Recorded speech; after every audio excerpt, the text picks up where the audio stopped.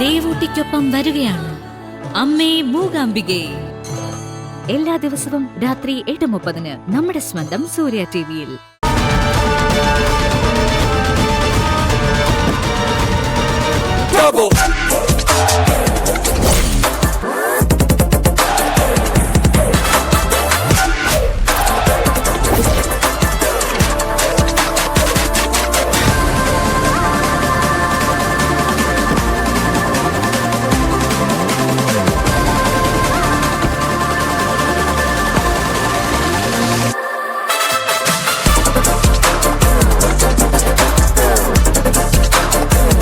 എന്തു പറ്റി?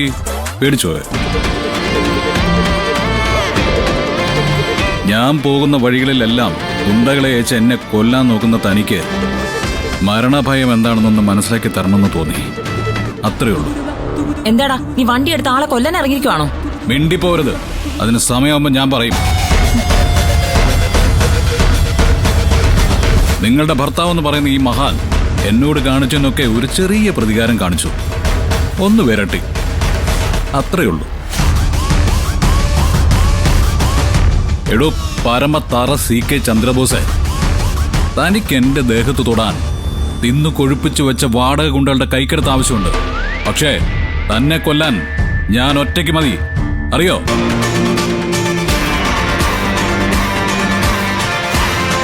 ഞാനൊന്ന് മനസ്സ് വെച്ചിരുന്നെങ്കിൽ, ഈ കാറിന്റെ ബ്രേക്കിൽ കാലമർത്തണ്ട അന്ന് ഒരു നിമിഷം വിചാരിച്ചിരുന്നെങ്കിൽ ഇപ്പോ നീ ഇവിടെ ചത്തു മലച്ചു കിടന്നനെ.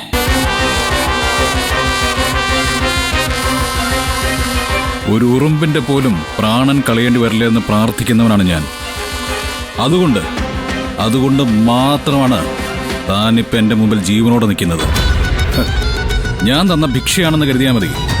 ഒരുപാടങ്ങ് വാചകസൃത്ത് കാണിച്ച് നെകളിക്കില്ലേ ഗൗതം?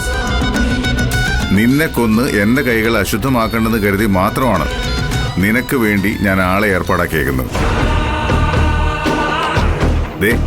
എന്റെ ഈ കൈകളിൽ നിന്റെ ചോരക്കറ പുരളാൻ പാടില്ല.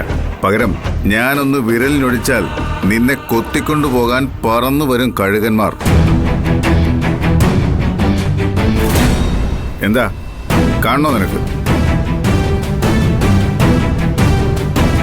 ഒരു 10 മിനിറ്റ് ഇതുപോലെ എന്റെ മുന്നിൽ നിൽക്കാനുള്ള ധൈര്യമുണ്ടോ നിനക്ക്? കാണിച്ചു തരാം ഞാൻ.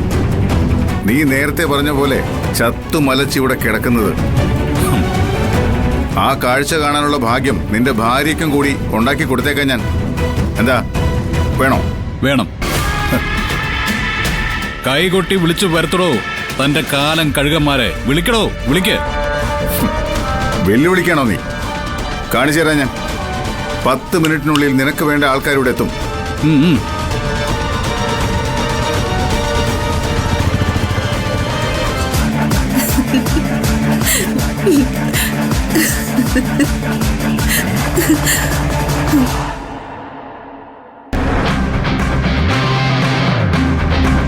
എന്റെ മുൻപിൽ വെച്ച്, ഈ നിൽക്കുന്ന നിങ്ങളുടെ ഭാര്യ ജ്യോതിർമയുടെ മുമ്പിൽ വെച്ച് ഗൗതമിന് മേൽ ഒരു തുള്ളി മണ്ണ് നുള്ളിയിടാൻ പറ്റുമെന്ന് തനിക്ക് തോന്നുന്നുണ്ടോ മിസ്റ്റർ ചന്ദ്രബോസ്? ഞാൻ ചോദിച്ചത് മനസ്സിലായില്ലേ? CKക്ക് അതിനുള്ള ധൈര്യം ഉണ്ടോ എന്ന്.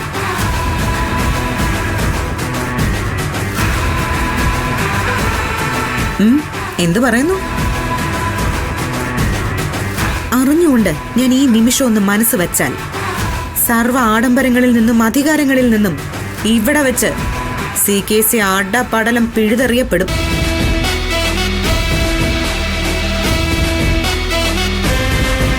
വിളിക്ക്. ധൈര്യം ഉണ്ടെങ്കിൽ, CK ചന്ദ്രബോസ് ആണാണെങ്കിൽ വിളിക്കടോ തന്റെ ഗുണ്ടകളെ. എന്താ നിങ്ങൾ ഭാര്യയും ഭർത്താവും കൂടി തെരുവ് നിർത്തി വെല്ലുവിളിക്കുന്നോ? CK ഇനി ഒന്നും നോക്കണ്ട, ആരെയെന്ന് വെച്ച് വിളിക്ക. ഹലോ, ഒരുപാടങ്ങ് വാശി പിടിക്കരുത് കേട്ടോ. അതായിരിക്കും രണ്ടുപേർക്കും നല്ലത്.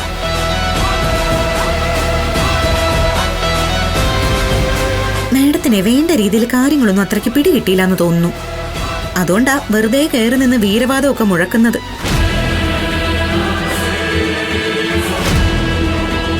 സൗകര്യം കിട്ടുമ്പോൾ മാത്രം മതി കേട്ടോ. ഈ മാഡത്തിനെ വിളിച്ചിരുത്തി കാര്യങ്ങളൊക്കെ വിശദമായിട്ടൊന്ന് പറഞ്ഞു കൊടുക്കണം. സി കേസ് എന്തിനാ ഇവളിങ്ങനെ ഭയക്കുന്നേ? ഞാൻ പറഞ്ഞില്ലേ വിളിക്ക്. അതിന്റെ പിന്നിൽ വരുന്ന ഏത് കേസും നമുക്ക് നോക്കാം സി കെ സി. ഇന്ന് തീർക്കണം ഇവനെ. എന്താണ് സർ, വിളിക്കാൻ വല്ല ഉദ്ദേശമുണ്ടോ? ഉണ്ടെങ്കിൽ പറ, ഞങ്ങള് വെയിറ്റ് ചെയ്യാവുന്നേ. എന്താ സി കെ സി ഇത്? ഇവളുടെ ഭീഷണിയുടെ മുന്നിൽ നിങ്ങൾ മുട്ടുമടക്കുവാണോ? എന്താ പ്രശ്നം? അത് നിങ്ങൾക്ക് എന്നോട് പറഞ്ഞൂടെ? ഇത്തരം ചോദ്യം ചെയ്യലൊന്നും ഈ തെരുവിൽ വെച്ച് വേണ്ട മാഡം. വീട്ടിൽ ചെന്നിട്ടെ ഈ പുള്ളിക്കാരനെ ഒന്ന് പിടിച്ചിരുത്തി ചോദ്യം ചെയ്ത് നോക്ക്. പഴങ്കഥകൾ പലതും പറഞ്ഞു തരും ഭർത്താവ്.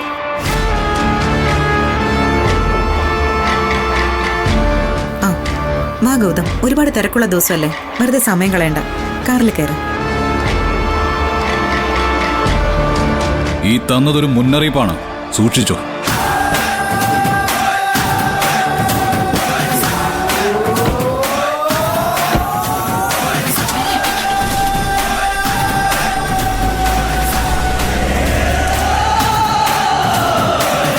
പറ സി കെ സി, ആ പെണ്ണൊന്ന് വിരട്ടിയപ്പോ പൂച്ചയെപ്പോലെ സി കെ സി ഇങ്ങനെ പരുങ്ങണമെന്നുണ്ടെങ്കിൽ അതിലെന്തോ കാര്യമുണ്ടല്ലോ.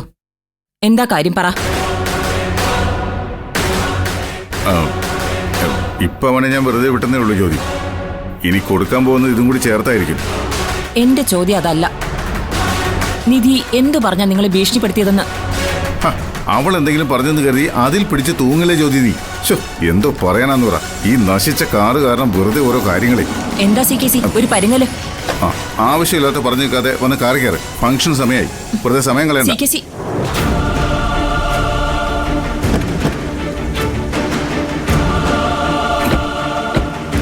അതെ സി കെ സി വണ്ടി എടുക്കണോ പെട്ടെന്ന്.